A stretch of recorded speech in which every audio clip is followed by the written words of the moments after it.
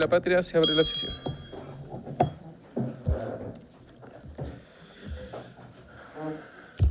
Señora secretaria, entonces nos dará lectura de la cuenta. Entonces voy a dar lectura de los documentos para esta sesión. El diputado don Jaime Sáez reemplaza a la diputada Cita Yael Yoman y el diputado don Daniel Lilayú reemplaza al diputado don Felipe Donoso. También el ministro de Educación se excusa para la sesión del día de hoy. Tiene una actividad ya programada con anterioridad por el presidente de la República, pero asisten en su reemplazo el director de Educación Pública, don Rodrigo Gaña, junto con el coordinador jurídico legislativo, Leonardo Vilcher, y el abogado encargado del proyecto, Juan Ignacio Peillán, y el asesor del Departamento de Educación Pública, don Rodrigo Villegas. Igualmente se excusa el ministro de Hacienda, pero su reemplazo confirma la participación telemática del jefe del subdepartamento de estudio de la edición de presupuesto, don Pablo Jorquera. Respecto a la urgencia, discusión inmediata fueron hoy día puestas en la sala. Discusión inmediata para el proyecto que aprueba el Tratado Constitutivo de la Comunidad de Policías de América, suscrito en Brasilia el 9 de noviembre de 2023. Suma para el proyecto que tiene que ver con las modificaciones a la ley del Ministerio de Salud, que ya lo hemos visto en otras oportunidades, que pone fin básicamente a las enfermedades preexistentes, elimina las condiciones preexistentes, elimina la discriminación por edad y sexo en los planes de salud y crea el Plan Común de Salud de las instituciones de salud previsional. Y también suma para aquel que dicta normas sobre financiamiento regional, descentralización fiscal y responsabilidad fiscal regional. Suma el que crea la empresa Televisión Nacional de Chile y el que crea un nuevo juzgado del trabajo en Santiago y fortalece los juzgados de letras del trabajo que se señala que son en 3 regiones. Y también solicitó audiencia al movimiento de mujeres del sector público en lo relativo al teletrabajo en el sector público municipal cuando se discuta el proyecto de ley de reajuste. Esta organización representa a todos los trabajadores que quedan fuera de la ley de conciliación familiar, gendarmería, fuerzas armadas, estatuto administrativo, estatuto docente, ley médica, empleados municipales. Eso, presidente. Muy bien. ¿Algo sobre la cuenta? ¿No? ¿Varios? ¿Tiene un varios? ¿No? Ya.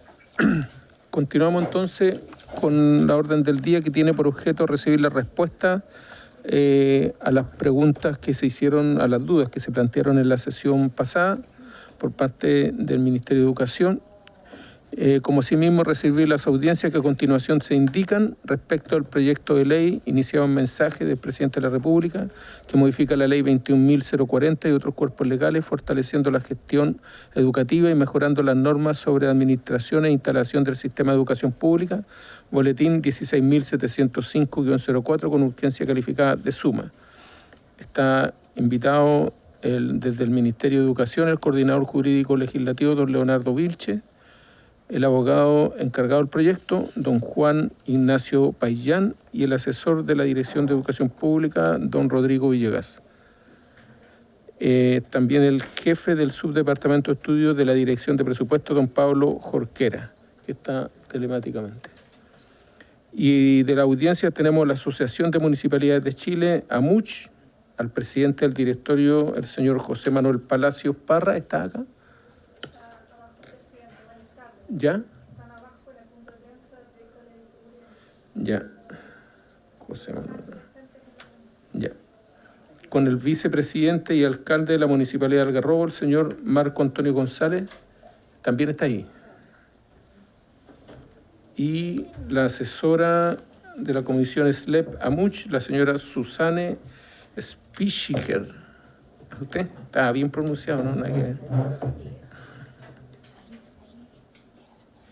Y el asesor perito tasador, don Demeterio Benito. Bienvenido.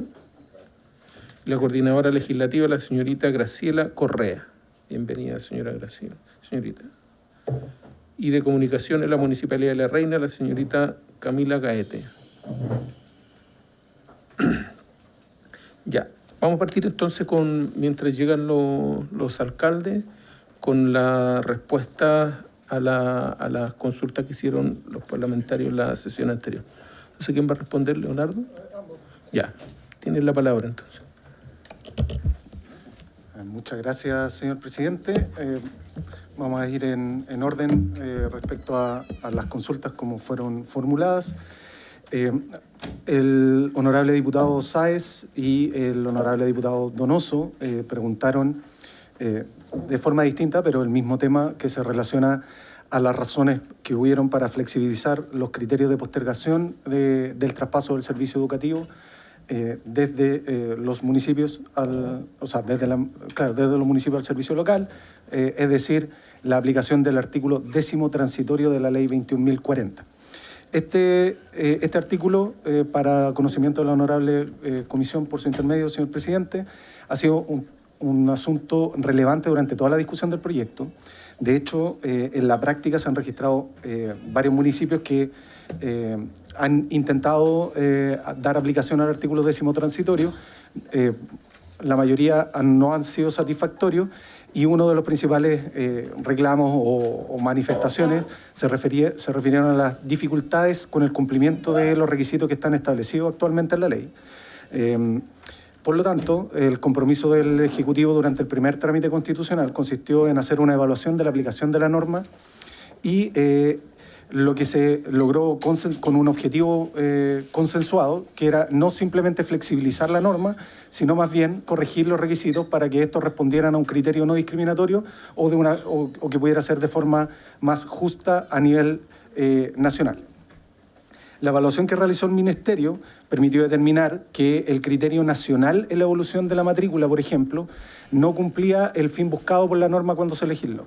Esto es ocasionado porque han existido en el último periodo situaciones de explosión demográfica concentrados principalmente en la zona norte del país, por lo cual el estándar nacional se alteraba, en lo que se volvió sumamente difícil de cumplir para los municipios de la zona centro y sur. Es decir, tener un alto nivel de matrícula era imposible para los municipios del sur con un criterio a nivel nacional.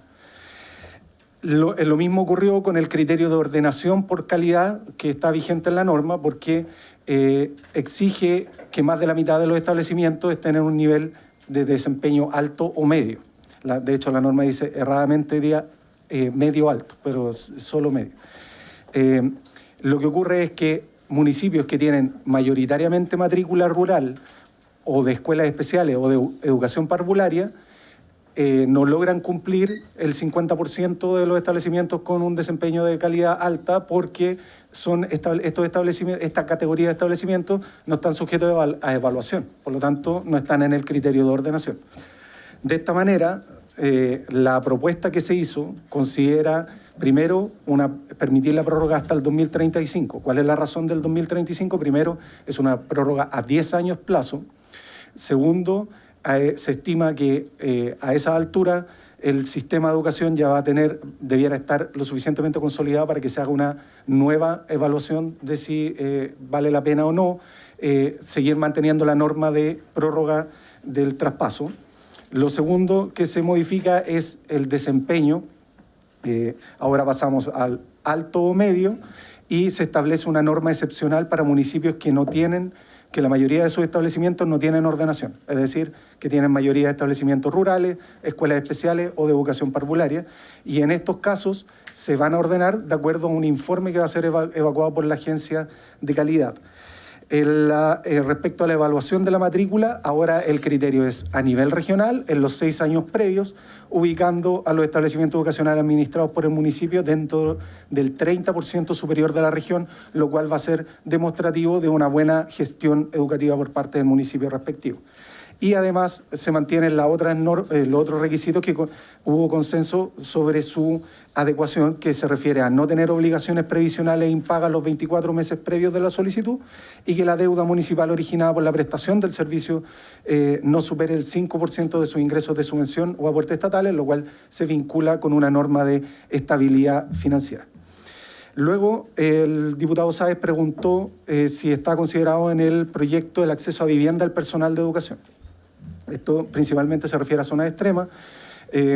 Hay que recordar la norma que está aprobada actualmente en el artículo 9 de la Ley de Presupuestos para el año 2026, que establece una regla general de prohibición de que los servicios públicos adquieran, construyan o arrienden edificios para destinarlo a casa habitación de su personal. Sin embargo, el mismo artículo establece una excepción que se refiere precisamente a personal de salud y educación que se desempeñe en zonas apartadas y localidades rurales, por lo tanto, existiría esa posibilidad. Ahora, sin perjuicio de lo que señala la Ley de Presupuesto, consideramos que en el proyecto existen, uno de los objetivos que se ha tratado de materializar en el proyecto es que se refuerzan mecanismos de coordinación intersectorial y estos buscan que los servicios locales se coordinen con los demás servicios públicos del territorio en el marco de sus competencias. Entonces, sin lugar a dudas, si existen herramientas suficientes para que desde el servicio local o las instancias, tanto la de coordinación regional como la del comité de ministros, puedan establecer una política que vaya en esa línea, que a juicio del Ejecutivo es una muy buena política para fortalecer que los profesores no se queden concentrados en zonas metropolitanas, sino que también vayan a zonas extremas. Adicionalmente se permiten convenios de programación tanto de parte de la ADEP para el objetivo para el cumplimiento de objetivos de la Estrategia Nacional de Educación Pública, con convenios de programación con los gobiernos regionales. Y tanto los gobiernos regionales como los municipios tienen competencias en materia de vivienda, por lo tanto, ese tipo de política podría ser desarrollada como un objetivo del servicio local y ser impulsado por el servicio local. La siguiente. Muchas gracias.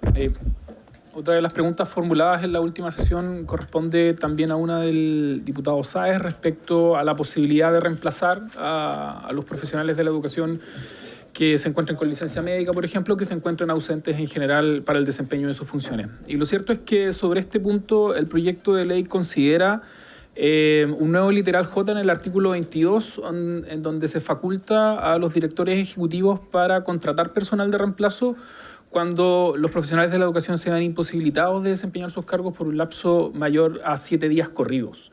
La regla general hoy día sobre este punto para toda la administración del Estado es, y contenida en la Ley de Presupuestos anualmente, para el año 2026 de hecho se encuentra en el artículo 11 de la Ley de Presupuestos, es que los jefes de servicio pueden reemplazar a funcionarios cuando se encuentren imposibilitados de desempeñar sus funciones por un lapso superior a 30 días corridos. Entonces, evidentemente, el servicio educacional tiene una naturaleza mucho más crítica y urgente para establecer una regla de 30 días y de ahí entonces la razón de que esto se disminuya sustancialmente a 7 días.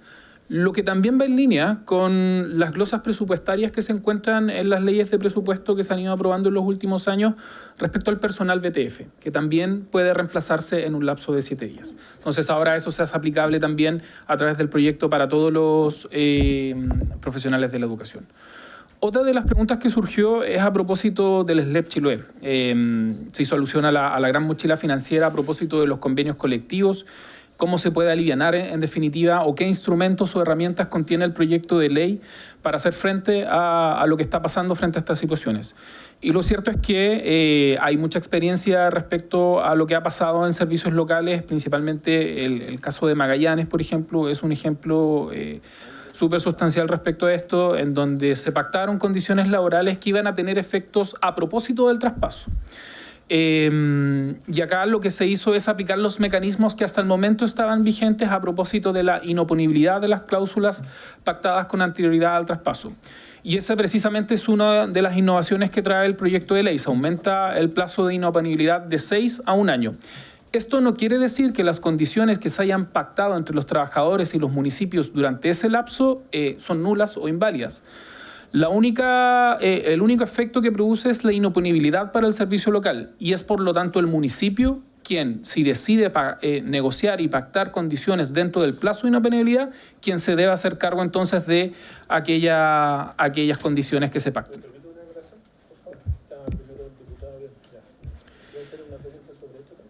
No, quiero hacer esa pregunta, pero si lo responde el diputado ya no hay problema. Muy bien. las municipalidades, falta la gente del Consejo de Evaluación, entonces ojalá. Muy breve. Gracias, presidente. Eso quiere decir, según esta explicación, que si yo, SLEP, por ejemplo, estoy pagando a día de hoy sueldos a asistentes de la educación en torno a los 5 millones de pesos en algunos casos, tengo que seguir haciéndome cargo de esa obligación hasta que en algún punto esa persona deje de trabajar, en el fondo, ¿no? En el evento de que sea un sostenedor que era corporación municipal y haya negociado colectivamente en los plazos que no corresponde a la inoponibilidad, efectivamente, probablemente el SLEP se va a tener que hacer cargo de esa mochila financiera. Ahora, otro de los instrumentos que viene a perfeccionar el proyecto de ley son los convenios de transición. Hoy día los convenios de transición son instrumentos que sirven para sanear el servicio educativo previo al traspaso educacional en aspectos financieros y son voluntarios por parte de los municipios. Hoy día van a ser obligatorios. Van a ser obligatorios y van a tener entonces el deber de sanear el servicio educativo antes de la entrega al servicio local. Van a haber obligaciones de pago y prohibiciones de generar deuda y de revisar y regularizar la dotación previo a la entrega del servicio educacional.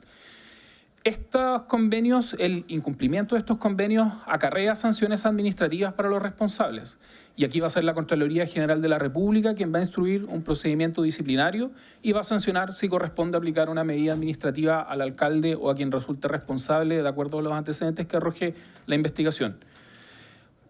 Otro de los aspectos financieros y que sirven para sanear también el servicio educativo previo a la entrega son los nuevos artículos 34 bis y 33 transitorio.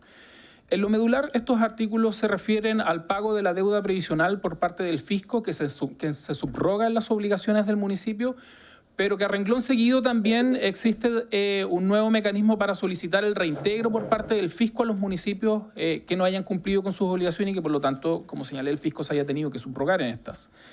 Y acá el fisco tiene hartas herramientas para solicitar reintegros, como el Fondo Común Municipal, la retención, el pago a través de retenciones, a través de subvenciones que están retenidas, o el Fondo Común, perdón, o el FAEP. Eso con respecto a los instrumentos que tiene hoy día la ley innovando respecto a cómo sanear el servicio educativo. Viene una... Un segundito. Diputado Bianchi. Sí, gracias, estimado presidente.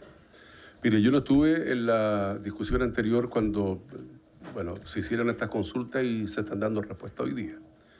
Pero yo siento que esta discusión es bastante ficticia, porque de lo que estamos hablando no aborda, y esta comisión no es la que tiene la especialidad para abordarlo, pero se está impartiendo en Chile educación del siglo XIX en pleno siglo XXI. Y aquí estamos frente a un modelo que cuando lo sacamos de las corporaciones y lo pusimos en estos servicios locales de educación, se repiten los mismos vicios.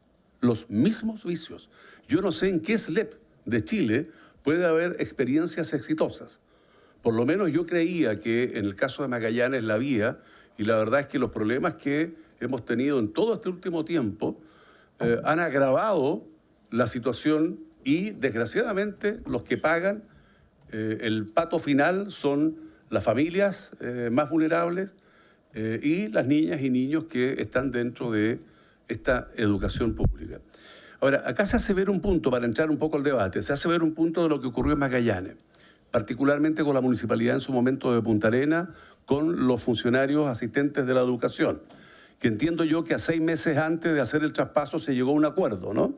De incentivos a los asistentes de la educación. Se dice que eso lo tiene que pagar el SLEP, y no es así. Esto se descuenta del Fondo Común Municipal. Se le descuenta a la Municipalidad de Punta Arenas, pero no lo paga el SLEP, ¿no? Es un descuento que se hace a través del Fondo Común Municipal. Y se pretende cobrar ad eternum. Es decir, se castiga la acción de ese acuerdo que hubo en su momento de mejoras laborales para esos trabajadores, asistentes de la educación, y el castigo es cobrarle de por vida, en este caso a la Municipalidad de Punta Arenas, por ese acuerdo. cosa que yo quisiera, por su intermedio, presidente, se me responda, porque la verdad es que hemos hecho intentos permanentes, fundamentalmente en las discusiones de la ley de presupuesto y otras tantas veces más, para que se establezca una línea de corte, un plazo, hasta el 2026, 2027 o el 2030, pero no puede ocurrir lo que está ocurriendo hoy día, que producto de ese acuerdo que favorece a trabajadores, más allá de la opinión que uno pueda tener del momento en que se hizo, esto significa un tremendo detrimento, un tremendo daño para la municipalidad, particularmente de Punta Arenas y por ende a todos los habitantes de esa comuna.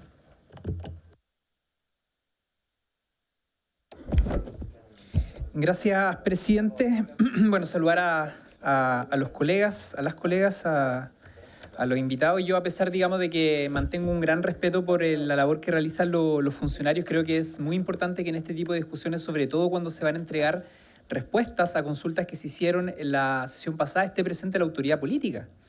Porque esto finalmente es una discusión de carácter político, y ya lo decía la semana pasada, que este proyecto estuvo en el Senado más de 2 años, estamos a menos de 3 meses de que termine esta administración, y recién lo estamos tramitando en la Comisión de Hacienda, en circunstancias que a mí me parece que esta es la mayor urgencia que existe dentro de la educación pública.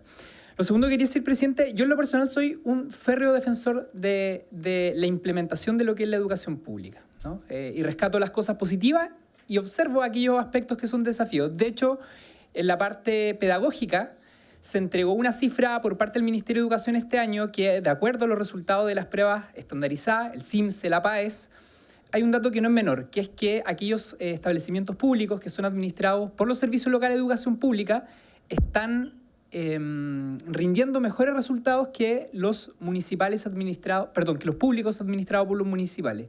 Hay un ranking de aquellos estudiantes que obtuvieron, donde se concentran los estudiantes que obtuvieron menos de 500 puntos en la prueba PAES. Más del 40% en colegios particulares subvencionados, más del 40% en públicos administrados por los municipios y solamente un 7% en aquellos públicos administrados por los servicios locales de educación, siendo superado únicamente por los particulares que no alcanzan un 2%. Esto en términos de porcentaje, lo que quiere decir que hay una gran cantidad de estudiantes dentro de la educación pública que han mejorado su rendimiento en lo pedagógico, en lo referente a la administración de los servicios locales. De hecho, hay un departamento, hay un UATP que se llama, Unidad de Técnico-Pedagógica, que no existía en los DAEM. Sin embargo, cuando uno visita establecimientos educacionales, ¿con qué problemas se encuentra? No, diputado Santana, lo que pasa es que la semana pasada se rompió un vidrio, lo llevamos pidiendo 2 semanas, y a diferencia de que cómo funcionaban los DAEM, cuando estaba administrada la educación por los municipios, esto se resolvía de un día para otro, ahora no. Hay que hacer una compra pública y hay que darse una vuelta gigantesca para que esa misma compra se realice en distintos establecimientos educacionales. ¿Qué de eso hay en este proyecto? No lo sé. Para serle bien honesto. No lo sé. O sea, estuvimos 2 años tramitando este proyecto en el Senado y resulta que aquellos aspectos que demoran los actos administrativos de las comunidades escolares no están insertas en este proyecto. A mí me parece de verdad una cuestión como bien impresentable, lo quiero decir con todas sus letras y con harto respeto, ¿no? Eso como una primera cosa. Lo segundo es que a mí en lo personal no se me respondió ninguna de las consultas que hice la semana pasada.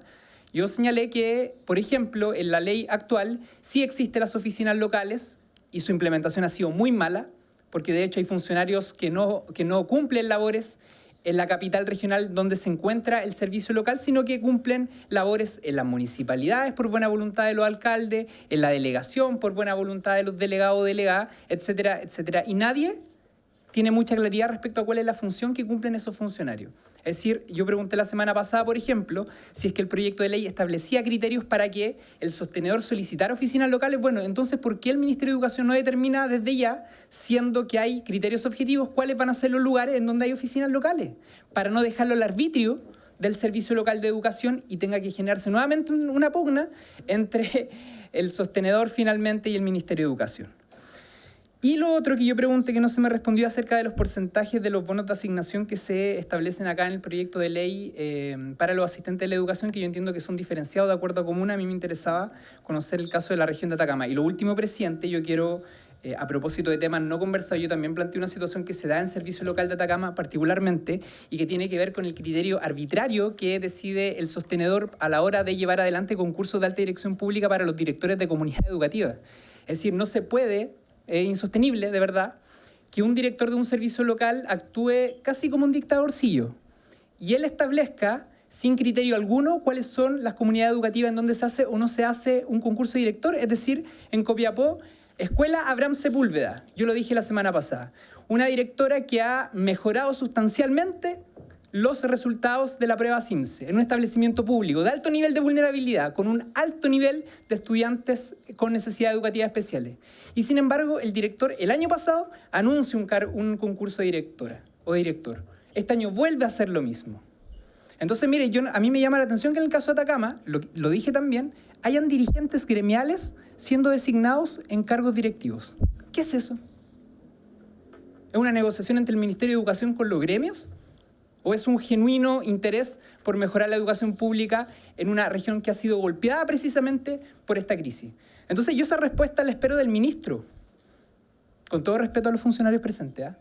Pero yo espero que ese tipo de discusiones se den dentro de este proyecto, porque si este proyecto es un saludo a la bandera, que luego de 2 años tramitándose no resuelve nada las problemáticas que hoy día tienen los servicios locales de educación pública, al menos a mí me genera harta resistencia, incluso discutirlo sin la presencia de la autoridad política. Muy bien, vamos a esperar a que terminen de exponer nuestros invitados y de ahí si quedan dudas la hacen. No vamos a votar hoy día, obviamente, vamos a seguir discutiendo este proyecto, así que, por favor, el ministro dio la excusa, me parece que no está en Santiago, no lo sé, está en una actividad con el presidente, por lo que tengo entendido, así que tiene la palabra. Gracias, señor presidente. Efectivamente, no habíamos concluido de dar la respuesta, dentro de las cuales estaban precisamente las preguntas que señaló el diputado Juan Santana. Vamos a comenzar, de hecho, inmediatamente con el punto de las oficinas locales. La pregunta del diputado Santana, por su intermedio, presidente, era ¿por qué el Mineduc no establece desde ya dónde se emplazan las oficinas locales? Efectivamente, como señaló en su alocución el diputado por su intermedio, lo que hace el proyecto de ley es establecer criterios objetivos para la apertura o la creación de oficinas locales en territorios específicos dentro del ámbito de competencia del servicio local. Estos objetivos, o estos criterios objetivos se refieren no solo a distancias, sino que también frecuencia de los transportes, existencia de transporte público, tipo de transporte, la conectividad en general, existencia de carretera, puntos de acceso, variabilidad de las condiciones climáticas, etc. Están establecidas en el artículo. La nueva regulación, estructuralmente hablando, lo que hace es, uno podría definirla como una norma de discrecionalidad reglada, que a diferencia de la ley actual, la ley actual es una amplia discrecionalidad para que la autoridad central disponga cuándo se crea o no una oficina local. Ahora, hay una decisión respecto a por qué la creación del servicio local en la propuesta legislativa surja desde el servicio local o el comité directivo local. La razón se basa en que consideramos que por política pública es más conveniente que sea una decisión que surge por las características concretas del territorio y que son evaluadas y ponderadas por el propio territorio y por el propio servicio local. No tenemos que olvidarnos, y es parte de la evaluación que se hizo al momento de desarrollar la norma, es que los servicios locales son servicios públicos descentralizados que se relacionan con el Ministerio de Educación a través de la Dirección de Educación Pública y con el Presidente de la República a través del Ministerio de Educación. Entonces, es una estructura de gobernanza que se decidió en su momento en la ley, con el cual los servicios locales son servicios públicos descentralizados, por lo tanto, se busca por parte del legislador que las decisiones se tomen territorialmente. Ahora, ¿qué es lo que diferencia la nueva norma con la actual? No es solo tanto en las razones de la discrecionalidad como señalaba, sino que también es que se mandata la dictación de un reglamento para que se regule en detalle cómo va a ser el procedimiento con el cual los servicios locales o los comités directivos locales solicitan la creación de una oficina local, si es que cumplen básicamente la solicitud, cumpliendo con el informe técnico los requisitos que están establecidos en la norma, el análisis que es posterior por la autoridad central debiese ser eminentemente favorable porque es un examen de constatación, no es un examen de ponderación. El examen de ponderación está precisamente al momento de realizarse la solicitud. Ahora, un aspecto que no lo señaló ahora el diputado Santana, pero sí lo señaló en la sesión pasada y es importante también comentarlo, que se refiere a la contratación de mayor personal o el pago, por ejemplo, de un inmueble en donde se pueda ubicar la oficina local. La propuesta original del Ejecutivo contemplaba que al momento de aprobarse una oficina local, eso era parte de la formulación presupuestaria.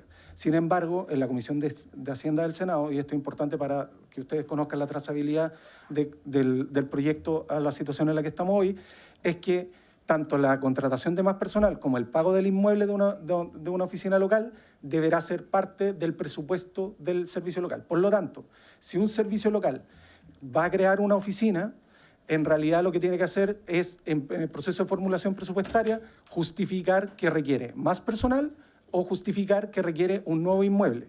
En las situaciones actuales, el inmueble o el espacio físico donde la oficina local quede instalada, porque la oficina local cumple un rol de nexo entre el servicio local y el territorio y los establecimientos educacionales, puede estar emplazada en una municipalidad, en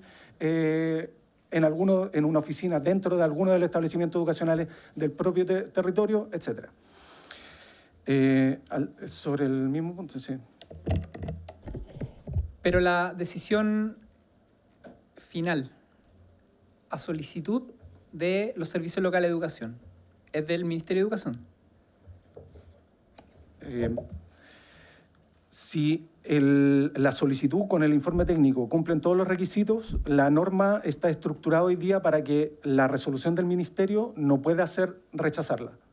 Y si la rechaza tendría que fundamentar que los criterios no están cumplidos.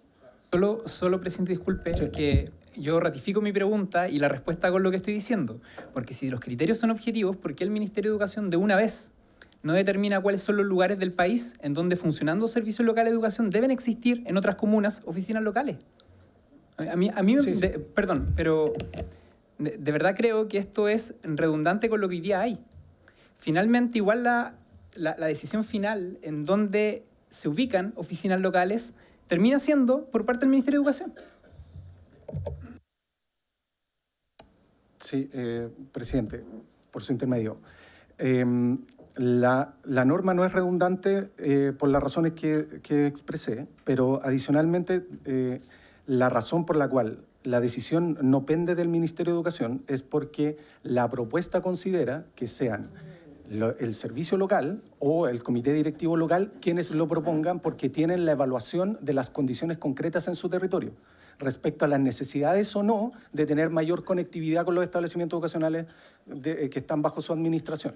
Esto, a juicio del Ejecutivo, y es parte de la propuesta, es coherente con la lógica descentralizadora del sistema.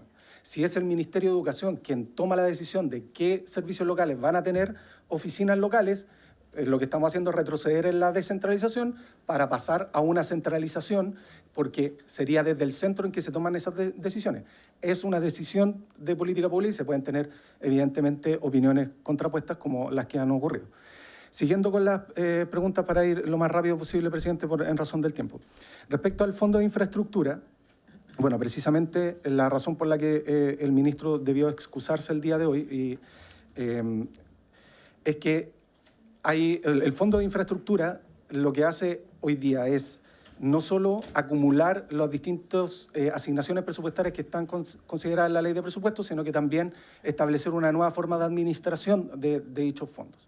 Parte de esto es el plan piloto que se está desarrollando y es ahí donde está el presidente, o sea, el ministro por solicitud del presidente, instalando la primera piedra en la escuela de Juan Fernández, que se está financiando y desarrollando en base a un nuevo modelo de inversión en infraestructura escolar pública, y en donde participa la empresa pública denominada Desarrollo País.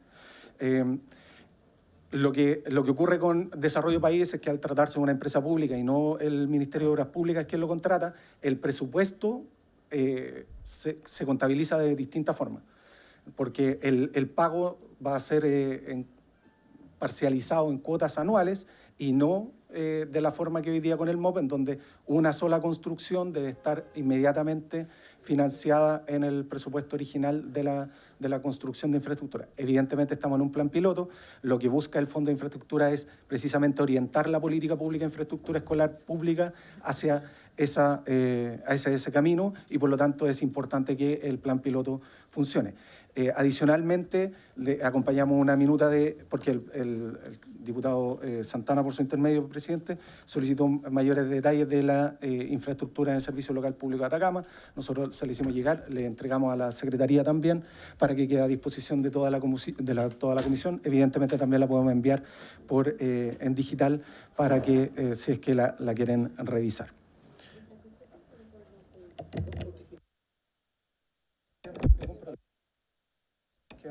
Sí, presidente, muchas gracias. Continuando con las respuestas a las preguntas pendientes, otra de las preguntas formuladas en la última sesión corresponde precisamente a lo que se mencionaba hace un rato respecto al porcentaje que van a recibir los trabajadores de la educación a propósito del bono de zona. Y lo cierto es que acá hay que tener dos antecedentes en cuenta, que son el Decreto Ley 249 de 1973 y el Decreto Ley 450 de 1974, donde se establecen las localidades y el porcentaje de zona que va a recibir el funcionario que se desempeñe en esas localidades. No responde a comuna, responde a localidades. Entonces podemos tener en una comuna muchas localidades donde van a recibir distintos porcentajes de zona de acuerdo a las localidades. Lo cierto es que en el caso consultado respecto a Copiapó y Tierra Amarilla, en Tierra Amarilla, según los cálculos que nosotros realizamos, se recibe un porcentaje de zona correspondiente al 35%, lo que equivale para una persona que recibe una remuneración bruta de hasta 1.400.000 pesos a 42.654 pesos. Eso responde al 35%. Por su parte, respecto a Copiapó, es del 25% y bajo el mismo parámetro que acabo de señalar, respecto a la remuneración bruta, recibiría un monto equivalente a 30.467 pesos. Las reglas para la determinación del bono de zona también tienen, la bonificación disminuye proporcionalmente de acuerdo a la remuneración. Así, si es superior a 1.400.000 e inferior a 1.600.000, entonces se aplica la reducción que acabo de señalar. Eso con respecto al bono de zona. Por su parte, respecto a la consulta de los directores de establecimientos, solicitaba la información a la Dirección de Educación Pública, que a su vez la consultó con el Servicio Local de Atacama. Durante el año 2025 se han nombrado 5 directores de ADP, en la Escuela Jesús Fernández Hidalgo, la Escuela Hernán Márquez Huerta, Tecnológico de Copiapó, Liceo Manuel Magaláes y la Escuela Luis Uribe Orrego, que el director lamentablemente fue nombrado y renunció después de eso.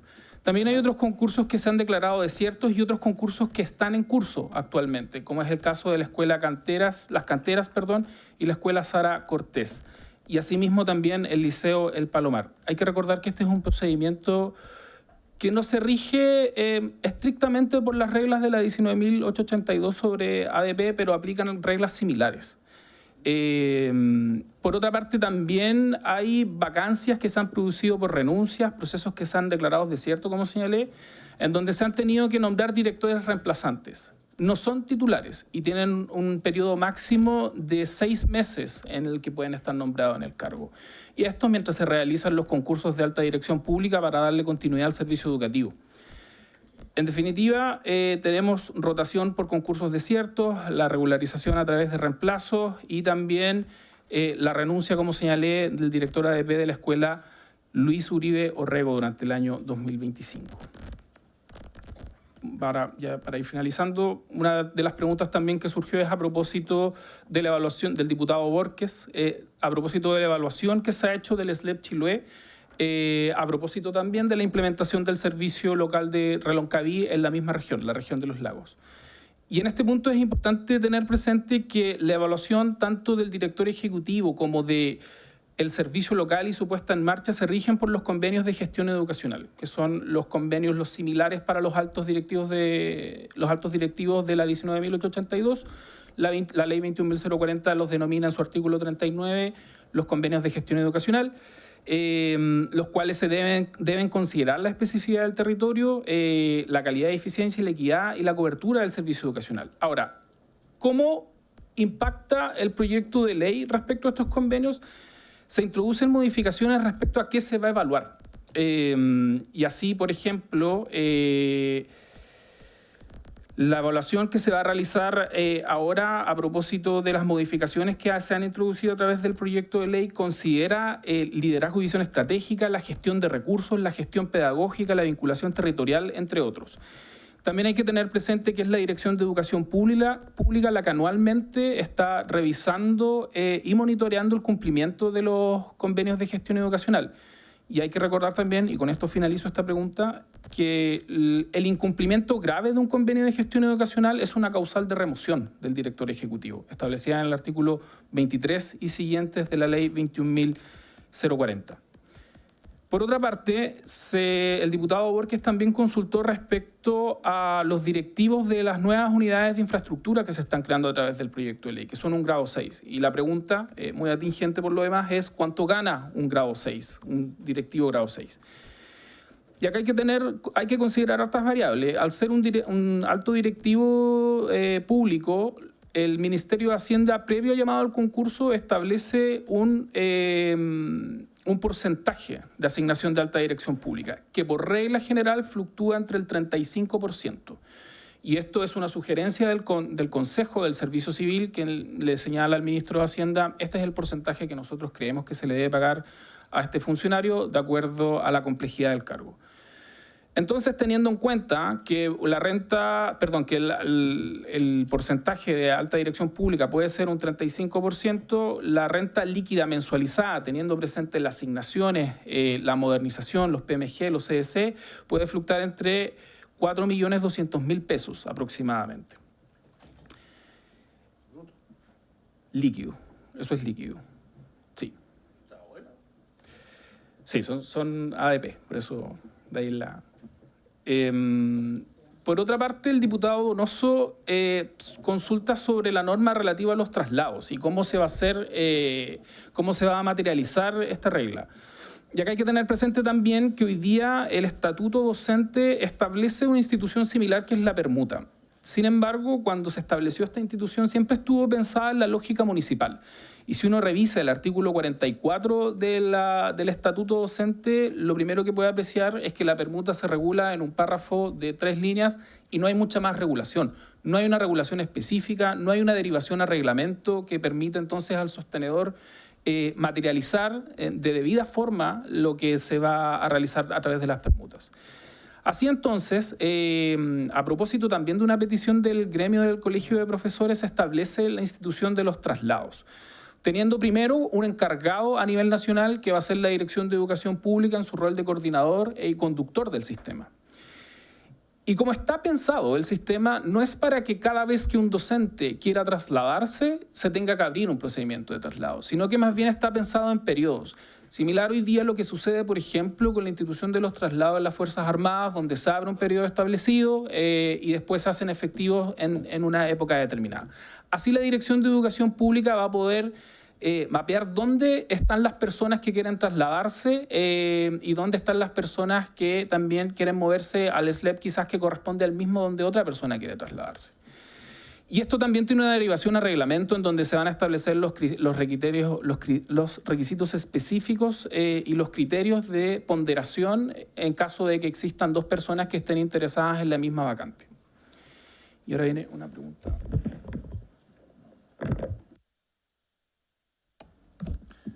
Finalmente, presidente, con esto terminamos. Hay una pregunta pendiente del diputado Donoso, si no me equivoco. Sí. Que se refería a por qué no dar la posibilidad a los servicios locales de delegar la administración a entidades públicas o privadas. Entonces, por ejemplo, que una fundación tomara la administración.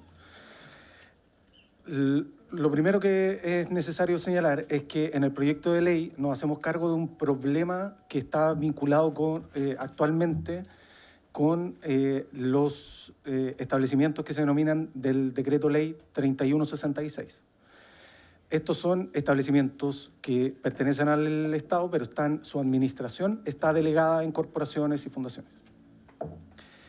el problema que existe hoy día es que no quedaba claro qué es lo que pasaba inmediatamente después de que concluyera el periodo, el término del convenio. Una opción era interpretar inmediatamente que ese establecimiento debía ser traspasado al servicio local respectivo, y otra opción era la renovación, aunque no quedaba claro cómo es que se iba a renovar.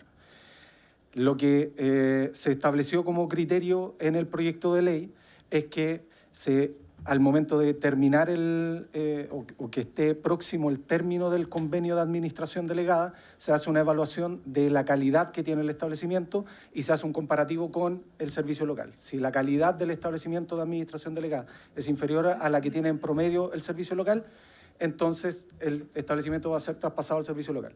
Por el contrario, si la entidad que está administrando este establecimiento por el decreto ley 3166 tiene un estándar de calidad superior y decide continuar con la administración, entonces se va a prorrogar el convenio de administración delegada. Entonces, la solución quedó lo suficientemente arreglada ahora en el proyecto de ley con el objetivo de garantizar que lo que se asegure sea una educación de mayor calidad. Ahora, por último, hubo un par de preguntas respecto a flexibilización de administración financiera. Aquí hay dos elementos en análisis.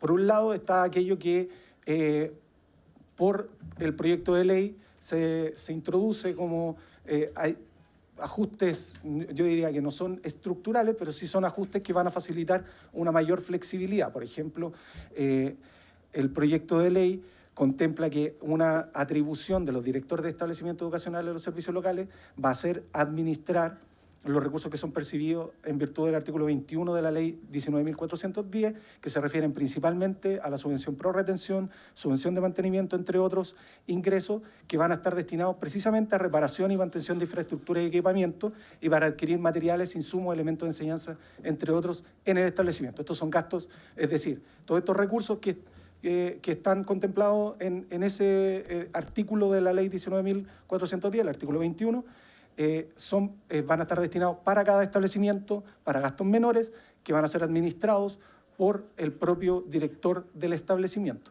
Ahora, respecto a la mayor flexibilización de los recursos por parte del servicio local, bueno, eso, el análisis que contemplamos al momento, antes del ingreso del proyecto de ley, es que actualmente no es materia que esté regulada en la ley 21.040, sino que son en general reglas propias de la ejecución presupuestaria.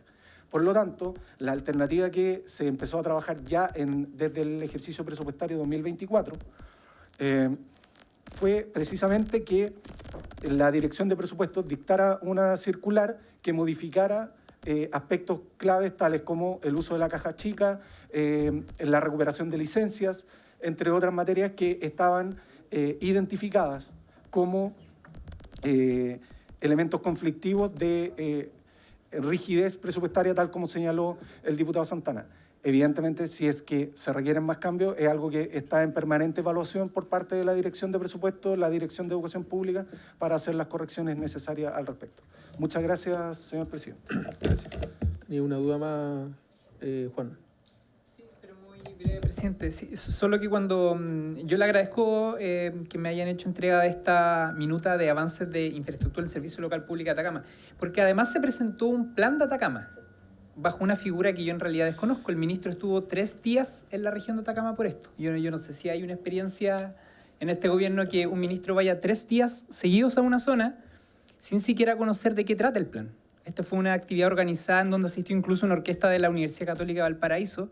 Yo desconozco con qué se hizo todo eso, pero decir verdad me parece una situación tremendamente anómala que la solución institucional que tiene un ministerio para resolver una crisis educativa en un determinado territorio sea esa, con el desconocimiento, insisto, del contenido de este plan, que yo hasta el día de hoy no sé en qué consiste el plan Atacama.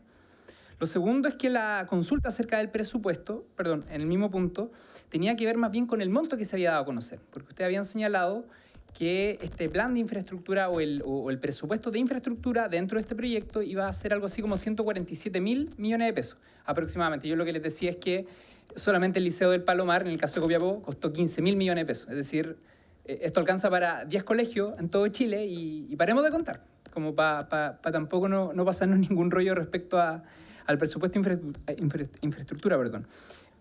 Sobre los datos que daba el asesor también, señor presidente, acerca de los datos de los asistentes de la educación, claro, él ponía el ejemplo con una remuneración de 1.400.000 pesos. Yo creo que los únicos asistentes de la educación que tienen esa remuneración son los profesionales, que son concedidos como asistentes de la educación y por ende son regidos por el Estatuto de los Asistentes de la Educación, creado en el 2018.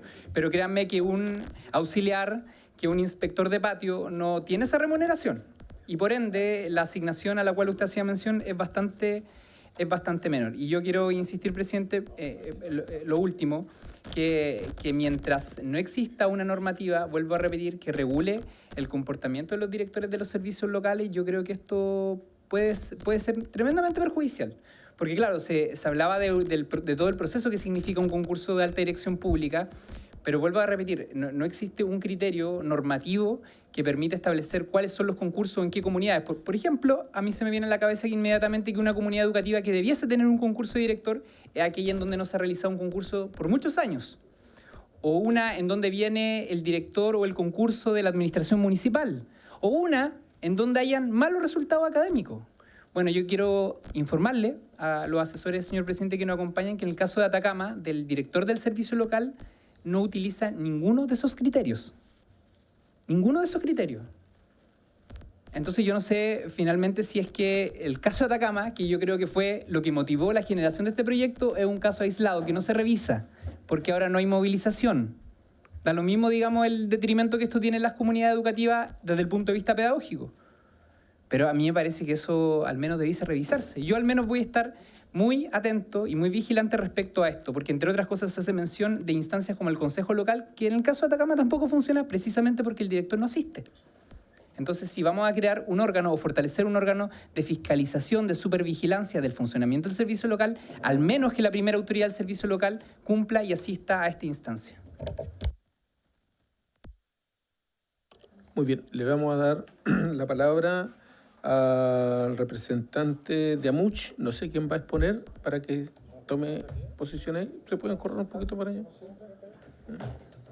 Y está también vía telemática la representante del Consejo de Evaluación del Sistema de Educación Pública, la señora Teresa Flores, que se me fue delante presentarla. Bienvenida, señora Teresa, para que exponga después de Amuch.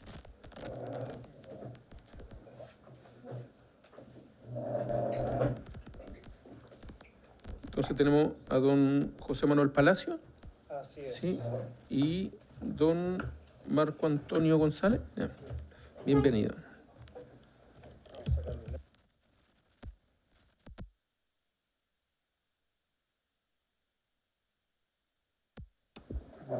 Ahí estamos, perfecto. Solamente quiero partir agradeciendo por esta instancia poder darnos la oportunidad de transparentar algunos temas que hemos estado estudiando ya hace un buen tiempo desde la Asociación de Municipios de Chile. Para avanzar rápidamente y dado, ¿no es cierto?, el tiempo limitado que tenemos, quiero plantear algunos temas, algunas inquietudes que tenemos de la MUCH. Punto 1, la grave afectación que tiene al patrimonio municipal, lo que significa el traspaso a través de los SLEP. Este traspaso a través de inmuebles municipales a los SLEP compromete, en términos generales, el 73% del patrimonio municipal, en algunos casos, en La Reina, por ejemplo, el 48%, una cantidad bastante importante. Estos bienes se traspasan. Estos bienes destinados a otros, también bienes destinados a otros servicios como salud, cultura y deporte, no solo educación. Esto se ve en comunas como La Serena, que el teatro municipal va anexado, ¿no es cierto?, a un SLEP, y muchos otros casos donde finalmente esa propiedad queda en manos del ministerio y no del municipio. Se exige entregar inmuebles con RBD vigente al 2014, esa fecha está desactualizada respecto al calendario real de los traspasos. Otro tema, el punto 2 que tenemos, son los problemas estructurales en el proceso de municipalización. SLEP con formaciones territoriales sin pertinencia, o sea, SLEP donde la distancia de los colegios es realmente importante, consideras tener un un problema, afecta directamente en la parte operativa y es un tema que lo hemos estado estudiando bastante. La licitación de transporte escolar con criterios que interrumpen la continuidad del servicio. Eso es en el análisis comparativo que hemos hecho entre los municipios que antes administraban colegios versus cómo están administrando el transporte los SLEP, que es bastante más ineficiente y ahí hay que hacer una corrección importantísima. Los municipios deben elaborar planes de transición sin financiamiento ni capacidades técnicas suficientes, reembolso, atrasados que generan falta de liquidez a los municipios. Ahí alguien mencionaba la situación de Punta Arenas y muchos otros municipios más, creo que tú también. Responsabilidades, sanciones desproporcionadas hacia los alcaldes por fallas del sistema.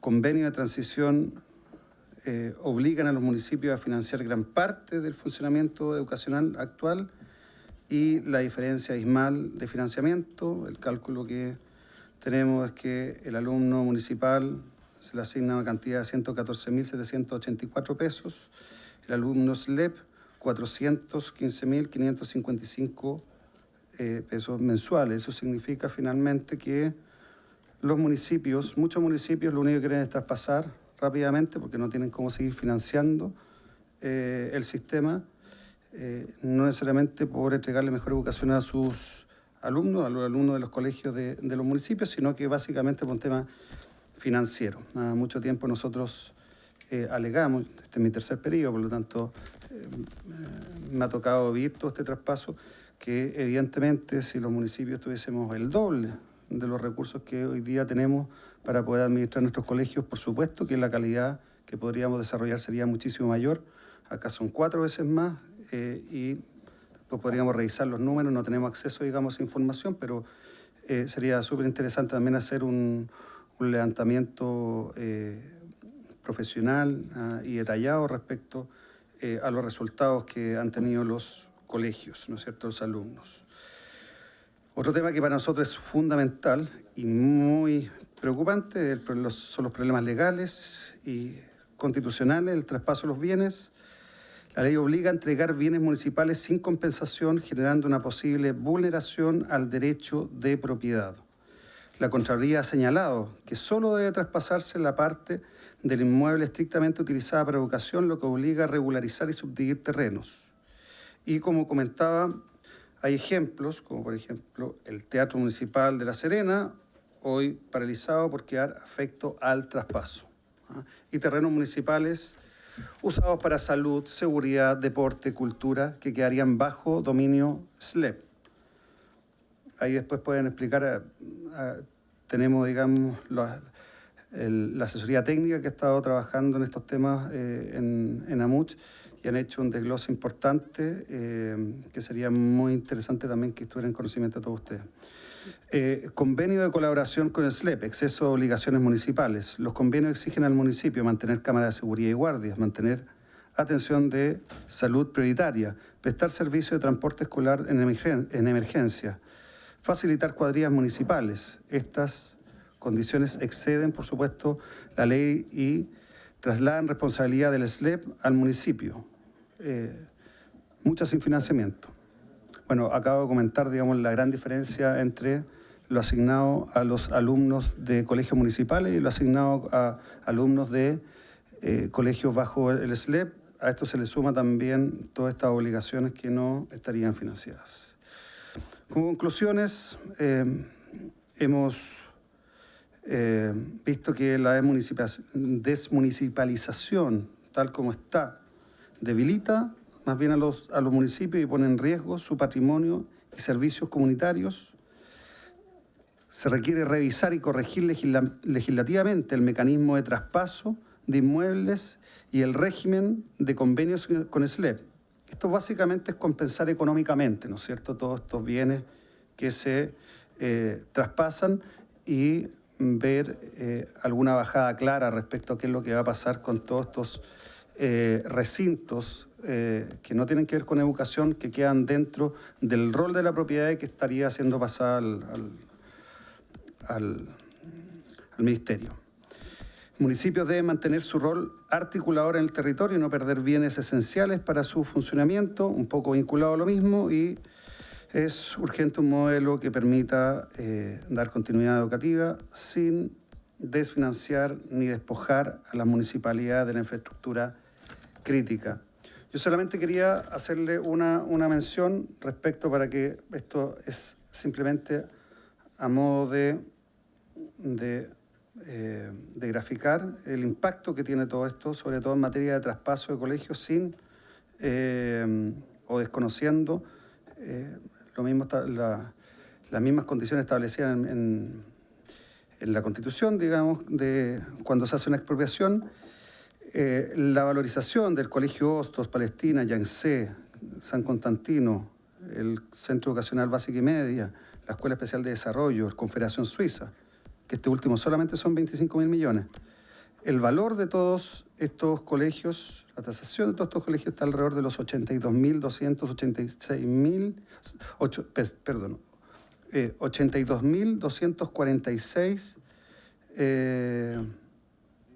millones. Eso no, ¿ah? Nuestro presupuesto es 50.000 millones. O sea, estamos hablando de más de 1.5 veces el presupuesto total que tienen los municipios. Me encantaría darle la palabra a mi colega porque él tiene una situación bastante similar en su comuna. Tú ya hiciste el traspaso.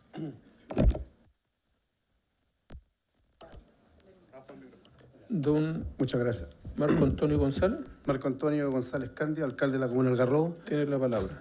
Muchas gracias, presidente.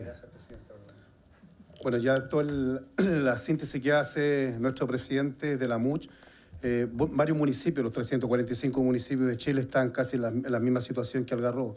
Nosotros tenemos una situación súper puntual. Muchos de los colegios nuestros son colegios que han sido cedidos por los antiguos dueños de nuestra comuna Algarrobo. Hoy día tenemos en un colegio de San José, tenemos una posta, tenemos también una sede vecinal en nuestro colegio. Hoy día nosotros hemos hecho el trabajo a través de la Seremi para subdividir, no pudimos subdividir porque el predio es de 10.000 y no lo podemos hacer. Hoy día se va el colegio, se va la posta, se va también nuestra sede vecinal y solamente dice por el espíritu de la ley y no hay más que decir. Un colegio del YECO también, un colegio que nosotros lo tenemos a través de un comodato, también hicimos la pregunta solamente por el espíritu de la ley, lo mismo, no hay ninguna respuesta, o sea, y además nuestro patrimonio, nuestro presupuesto municipal llega a 13.700, 2025, y lo que se está llevando es casi el doble del presupuesto municipal dentro de los bienes inmuebles que nosotros tenemos hoy en día. Además, se hace esta ley, que nace el 2017, y le da más responsabilidad a los municipios. Hoy día se hace esta ley también con más sanciones para los alcaldes. Dice que nosotros tenemos que cuidar el patrimonio, y hoy día estamos con esto, estamos vulnerando nosotros derechos para que seamos acusados ante el CERVEL, la Contraloría, porque estamos dejando patrimonio sin hacer nada nosotros como alcalde. Entonces, el hecho de estar acá junto a los profesionales que hoy día lo acompañan, que han hecho un trabajo acucioso de esta ley que hoy día quieren implementar anexar otras indicaciones, donde lo dan más responsabilidad también a los alcaldes por no cumplir o por no llegar en tiempo y forma. Hoy día la comuna del Algarrobo, el año 2017-2018, los colegios están todos regularizados. Los colegios hoy día, después de la pandemia, no han sido también mejorados en el sentido de las pruebas que se están dando, que no han sido medidos. Entonces hoy día lo vemos más vulnerables que antes con esta ley o con estas indicaciones que se quieren hacer hoy día. Así que el hecho de estar acá es darle informaciones a ustedes, los diputados, para que miren muy bien lo que se quiere aprobar y miren muy bien también lo que se le da hoy día, como le decía el alcalde Palacios, de 100 y tantos mil pesos por cada alumno que hoy día le da el Estado, el Ministerio de Educación, a lo que hoy día se fueron traspasados los SLEP, que son 3 o 4 veces de lo que nosotros estamos recibiendo. La Municipalidad de Algarrobo traspasa 1.100 millones de pesos, 1.100 millones de pesos le traspasa a los servicios traspasados, a salud también casi 1.800 millones de pesos, y nuestro presupuesto es de 14 millones de pesos, 14.000 millones de pesos. Y además, a través del Fondo Común Municipal, el diciembre del 2024 quedó cerrado en 2.278 millones de pesos. Eso es lo que nosotros recibimos y tenemos que generar 11.000 millones. Si ustedes suman lo que es la educación y salud, nosotros todo lo que es el fondo municipal tenemos que traspasarlo. Entonces, ¿cuántos municipios están en la misma situación que nosotros? Muchas gracias. Muy bien. Mire, antes que continuemos, los invito a que se queden ahí para que alcancemos a escuchar a la representante del Consejo y después hacemos todas las preguntas que tengamos. ¿Me parece? Para que alcancemos. Entonces, tiene la palabra señora Teresa Flores del Consejo de Evaluación del Sistema de Educación Pública. Cuando termine, hacemos todas las consultas a todos, ¿ya?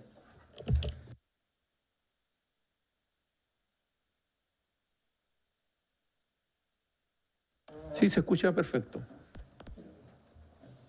Voy a compartir una muy breve presentación.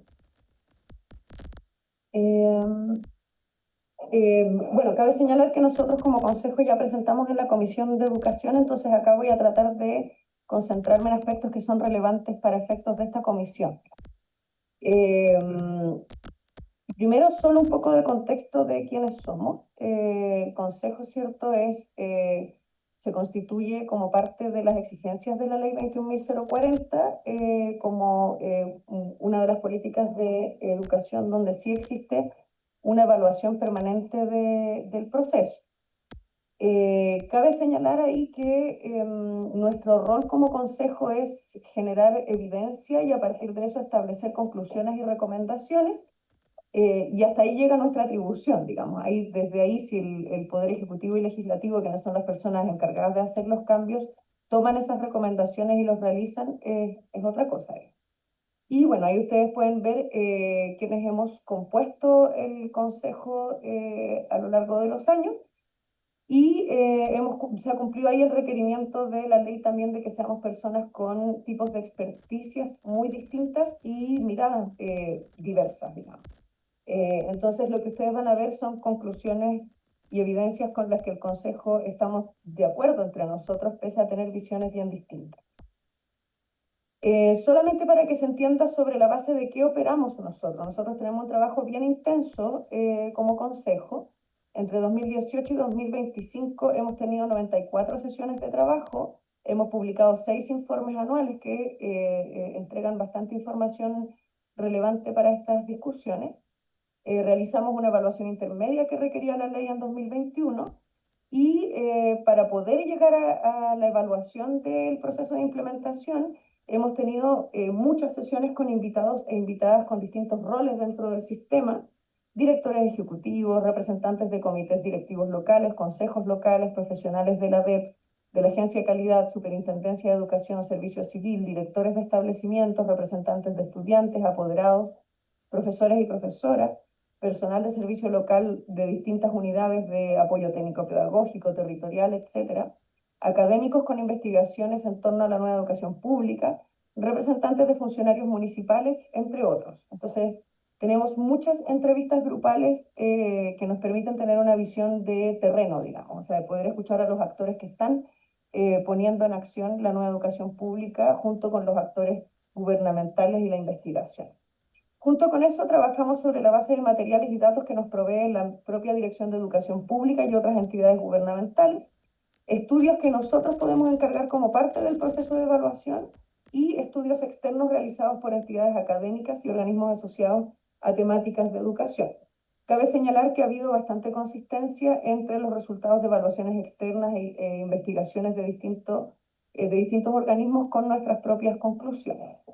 Entonces, nosotros lo que hacemos es, desde el inicio construimos una serie de dimensiones para la evaluación y a partir de esas dimensiones vamos recogiendo evidencia de estas distintas fuentes, la vamos sistematizando, sobre esa base establecemos posibles conclusiones para el trabajo de ese año y a partir de eso conversamos y zanjamos las recomendaciones de cada informe.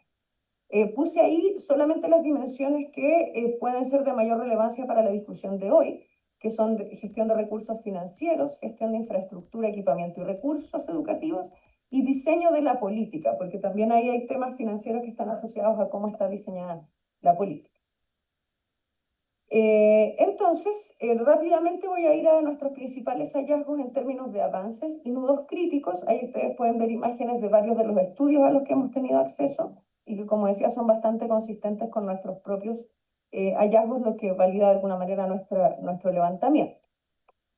Primero, como marco general, entender que hay una visión compartida de la envergadura de este proceso. Se entiende que es una reforma, una transformación muy grande y por lo tanto se entendía que iba a haber desafíos en el proceso y que nuestra misión tiene que ver con ayudar a visibilizar y enfrentar esos desafíos. También existe una valoración de que haya una evaluación permanente del proceso y que haya habido una gradualidad que permitiera, por ejemplo, una evaluación intermedia e ir viendo cómo va resultando el proceso. Señalar que pese a todos los desafíos, el proceso de instalación de los servicios locales ha logrado continuidad en el tiempo y algo que nos ha llamado la atención siempre como consejo es que en general todos los actores involucrados en distintos niveles del proceso de la nueva educación pública, sobre todo quienes trabajan en los servicios locales, han demostrado un alto grado de compromiso y expectativa en relación con el proceso. Como avances y aspectos positivos, esto lo señalo rápidamente porque si no, lo que sucede es que a nivel de opinión pública se generaliza a partir de ciertos casos y si ustedes leen nuestros informes, así como hay desafíos que ya han sido presentados en distintas comisiones, también hay avances a lo largo del proceso. Esos avances tienen que ver con mayor precisión en los procedimientos a partir de manuales, protocolos, reglamentos, modelos de acompañamiento, redes entre servicios locales nuevos y antiguos, etc. Y hay mayor orientación y claridad en la medida que se avanza. También a partir del trabajo con el Centro de Políticas Públicas de la Universidad Católica y con la evaluación externa de la Universidad de Chile se han ido desarrollando criterios de complejidad territorial y criterios generales para el traspaso que permiten tener como una visión más objetiva de qué se necesita para un buen traspaso.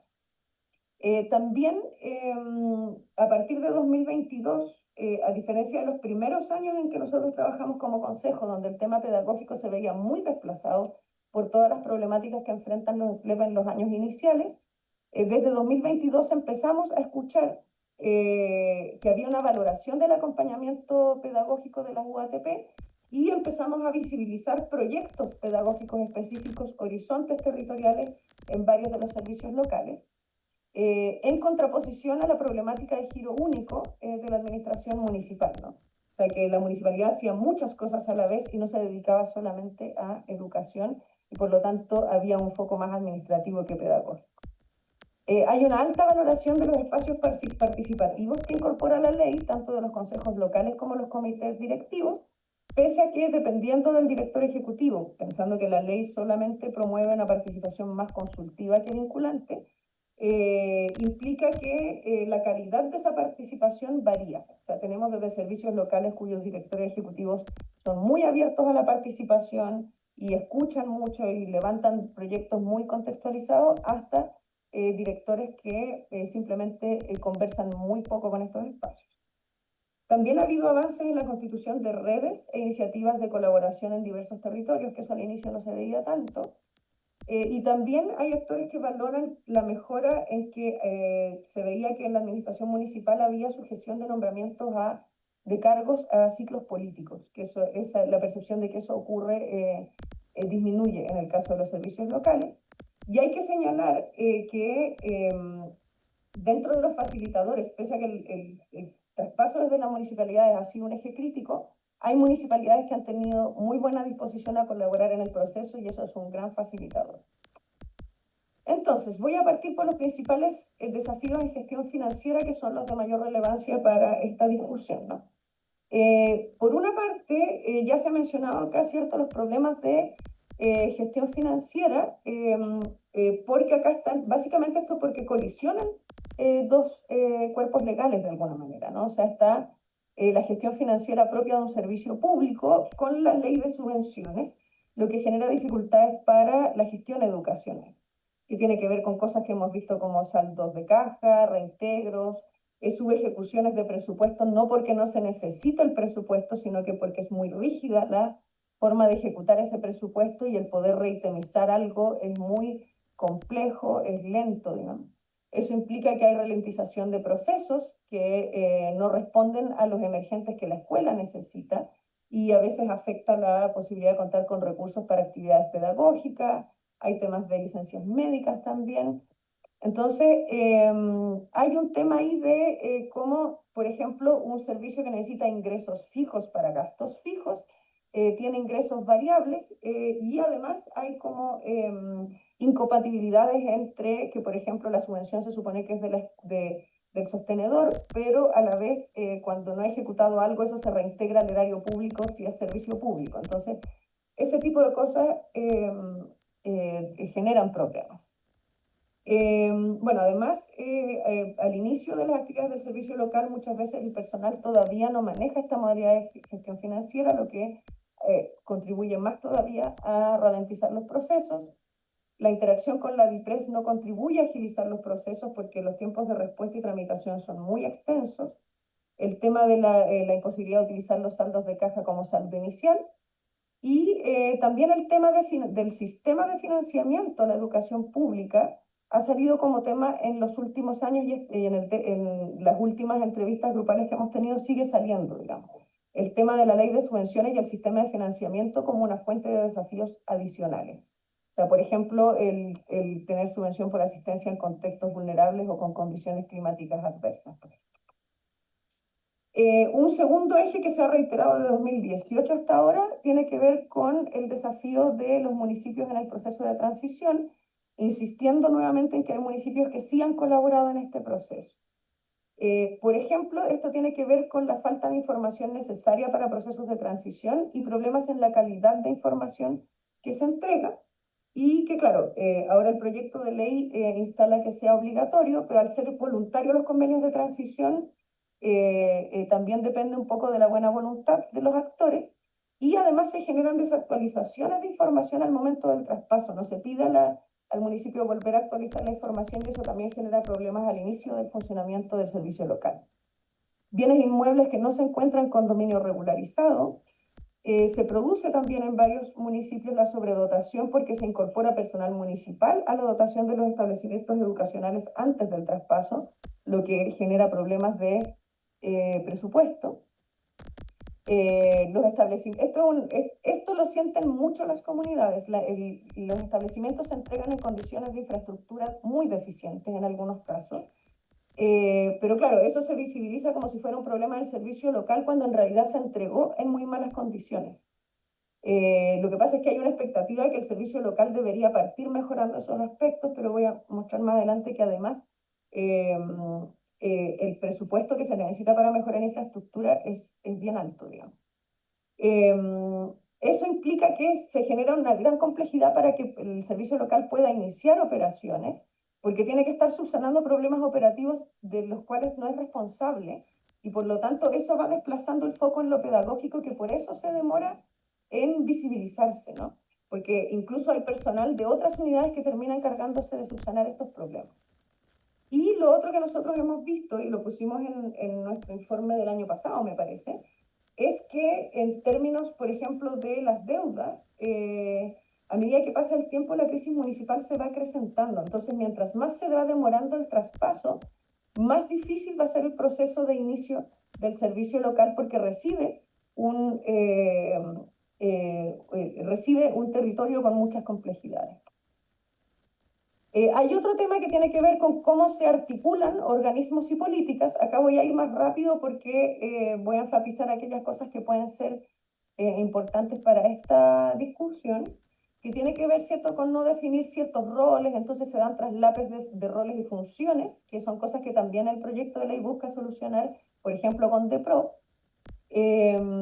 También mejor articulación con la superintendencia, porque en el fondo la superintendencia exige inmediatamente cosas como si fuera un servicio que está instalado hace mucho rato y son cosas que no se exigían o no se controlaban tanto en las municipalidades.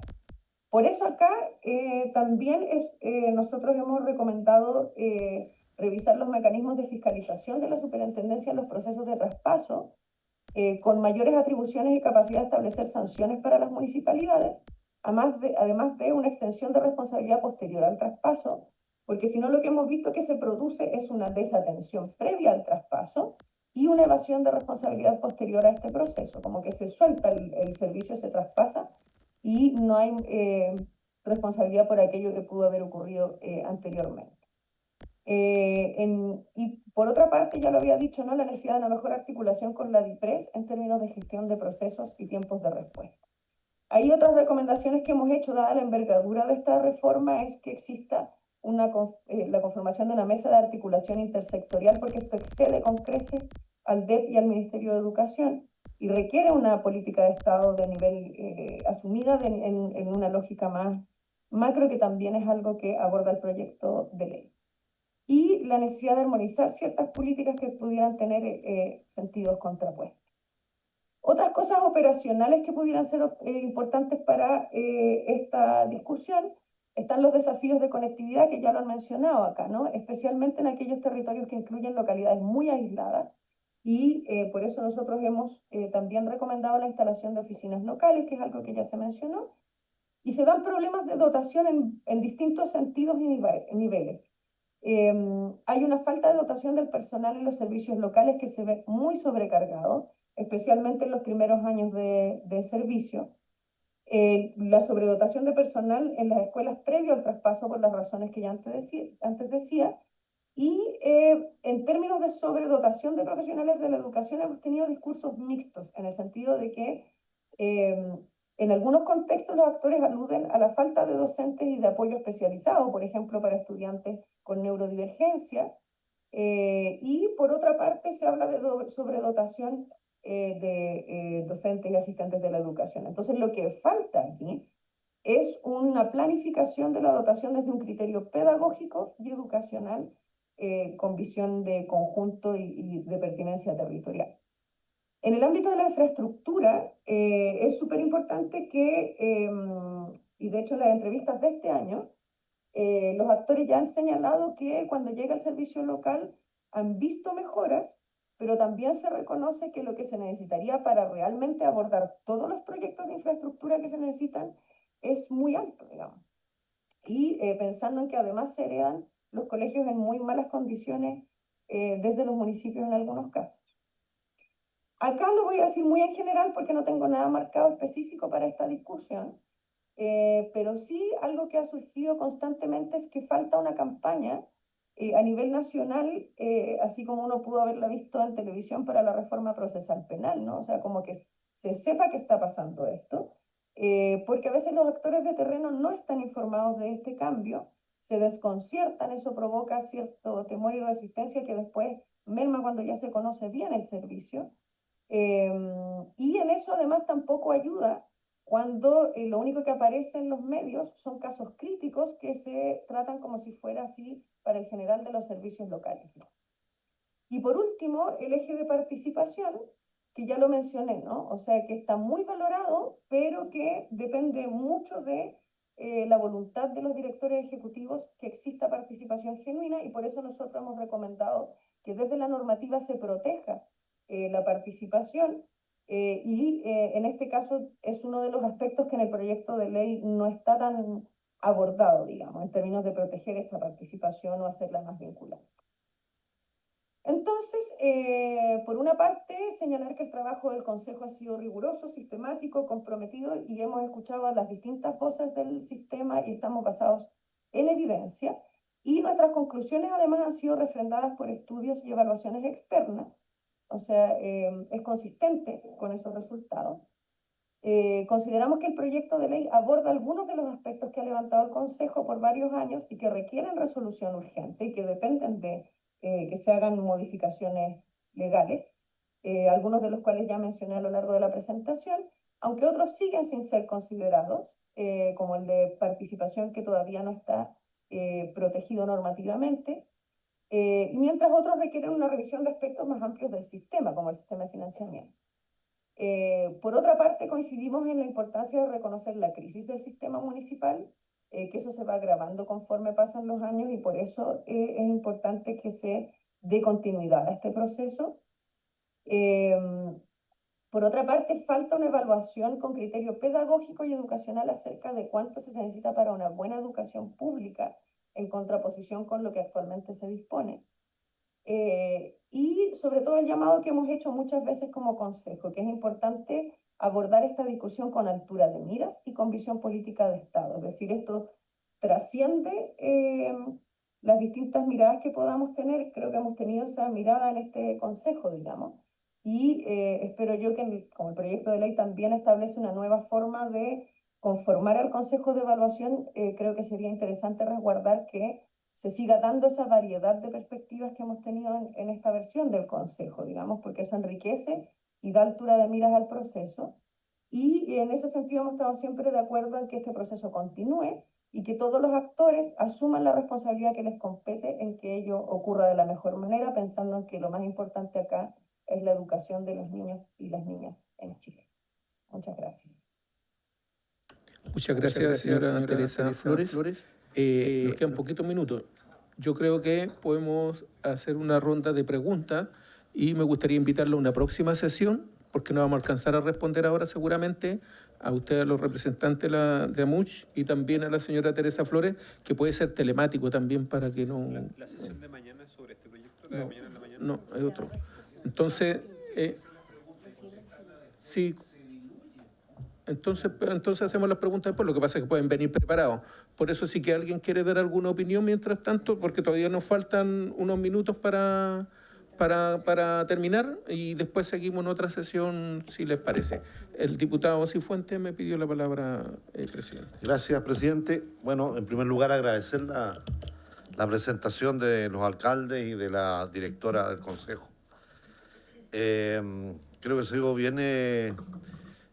han alimentado la discusión, creo yo, desde una perspectiva que a veces se nota poco, ¿no? Y está muy imbuida de la realidad, de lo que está ocurriendo en cada uno de los territorios y en cada una de las escuelas, ¿no? Y esto es dramático, porque como aquí se ha dicho varias veces, esta es una reforma tan potente que Chile requiere con tanta urgencia, pero que sin embargo está tan complicada, ¿no? Y no logramos darle, digamos, una vuelta de tornillo que la mejore de manera significativa. Entonces, yo obviamente he tratado de poner atención en los elementos que nos han entregado, pero noto poca relación entre los comentarios o la visión que hicieron y el proyecto de ley que estamos discutiendo. Entonces, me gustaría pedirle, si es posible, a ambos, digamos, a ambas presentaciones, que nos dieran una relación de cómo ustedes ven no solo el problema que está ocurriendo, por ejemplo, con los bienes y con los inmuebles y todo lo que han señalado, que es evidente, que compartimos, sino también cómo podríamos incorporar mejoras en este proyecto de ley o cambios también, si es necesario, hacerlo un poquito más ligado al proyecto, digamos, de tal manera que podamos tener un poco más de facilidad nosotros para analizarlo. Eso, presidente. Gracias. Muy bien, diputado Mellado. Muchas gracias, presidente. A ver, a mí me preocupa una cosa, presidente. Esto pasó en el Senado, en la Comisión de Educación, pasó a la Comisión de Hacienda, pasó a la sala del Senado, después pasó a la Comisión de Educación de esta Cámara y viene acá y denotan cosas que no han sido resueltas en el proyecto de ley, que quedan abiertas. Entonces, yo no sé si lo pasarán por alto los senadores y los diputados de la Comisión de Educación o definitivamente pasaron máquina al gobierno para acelerar un proyecto de ley que no está maduro. Entonces, podemos cometer un error tremendo con las municipalidades. Con muchos otros proyectos le hemos dado muchas atribuciones a las municipalidades, pero no se le da plata. Aquí se le saca algunas el problema, pero se le mete la mano al bolsillo de por vida prácticamente. Es como otro FES.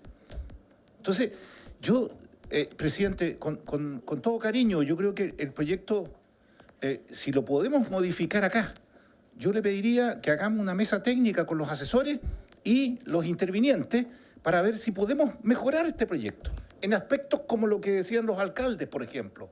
Entonces, hay ánimo de avanzar, perfecto, pero avancemos bien. Si tenemos una oportunidad de avanzar, hagamos algo bueno, definitivamente, y que no esté perjudicando a los municipios de Bolivia, que ya están faltantes de caja, digamos muchos, pero todavía le colocan del Fondo Común Municipal, le sacan otro pedazo, le sacan otro pedazo. Entonces al final estamos desvistiendo un santo para vestir otro, digamos. Entonces yo le pediría que paralelo a lo que sigamos tramitando el proyecto, podamos tener unas mesas paralelas para poder modificar aquellas cosas que los alcaldes sobre todo dicen que les afecta. Entonces, presidente, yo creo que no está maduro todavía para sacarlo y me preocupa mucho que en el trámite legislativo del Senado y la Cámara de Diputados no se haya advertido esto. Gracias. Diputada Roja, la verdad es que yo creo que tenemos que nosotros concentrarnos en los artículos que nos corresponden a nosotros. Por eso lo que decía el diputado Cifuentes, o sea, hay harto aquí, hay otros temas que se están abriendo, pero que no tienen nada que ver con esta comisión. Diputada Roja, pero vamos a seguir discutiéndolo en otra sesión. Sí, presidente, lo mío es más bien de formato. Agradecer a quienes asistieron, hicieron las presentaciones. Creo que efectivamente nos tenemos que concentrar en los temas que corresponden a la Comisión de Hacienda, no sin tener espacio para resolver parte de las consultas que se han hecho, pero lo que vamos a votar nosotros son solo los puntos referidos a Hacienda. Entonces, eso por un lado. Y yo quisiera pedir, presidente, a usted especialmente, si pudiésemos quizás tener una jornada más larga para ver el proyecto y poder resolver las dudas que se han planteado, porque mañana en la mañana vemos otro tema y en la tarde vemos otros temas. Entonces, como lo estamos viendo espaciado, igual es difícil darle continuidad y seguir el hilo de la discusión. Entonces, yo creo que este es un proyecto especialmente relevante y a mí me gustaría, de hecho, que avanzáramos en la legislación. Pero también se necesita cierta concentración en el tema porque es difícil, es complejo. Entonces, yo pediría que a lo mejor pudiese ser 2 martes y miércoles seguidos o mañana y tarde seguido, pero de manera de poder darle continuidad y foco a este tema en específico, porque en esta comisión se ven muchos proyectos, algunos se ven en una sola sesión, pero este no. Necesita más concentración y ahora entraron indicaciones para regiones más fuertes, que otro tema también complejo. Entonces yo preferiría que pudiésemos darle foco y que lo terminemos y no estemos como lo menos posible con ir y venir entre distintos proyectos. Eso, presidente. Sí, mira, ya estamos en la hora. Le voy a explicar un poquito. Quiero salir de un par de cosas para después continuar con este proyecto como plantea la diputada Roja. El de mañana en la mañana debiera ser un proyecto no complejo, o sea, no largo, porque es la creación de un juzgado del trabajo nada más. El de la tarde es para presentar las indicaciones. Yo espero que después de esa presentación se arme una mesa de trabajo y esa siga trabajando sola, para dejarnos espacio de ver este proyecto de educación la próxima semana, ojalá en más de una sesión. Por eso que mañana quiero sacar esas cosas. El de regiones más fuerte, que es largo, como tiene indicaciones que se han trabajado no sé con quién, pero se han trabajado con los equipos. No es que no se ha trabajado ya desde hace harto tiempo. No es que con Agorech, sí. Con los gobiernos regionales. Entonces, una cosa larga, que ahí sí hay que ponerle, bueno, entonces hay que ponerle harta dedicación, pero ese va a ser especial, lo han pedido también, lo han solicitado varios diputados de región. Entonces, lo que quiero, está pedido, lo que quiero es que mañana se presente la indicación y de ahí formar una mesa de trabajo con los asesores para que trabajen de ahí en adelante y liberarnos de esto para la próxima semana continuar con este proyecto, y le haremos la invitación para seguir discutiendo sobre estos temas a la Asociación de Municipalidad, MUCH, y también al Consejo de Evaluación del Sistema de Educación Pública. Así que muchas gracias a todos y todas, y por haberse cumplido el objeto, de la sesión, esta se levanta.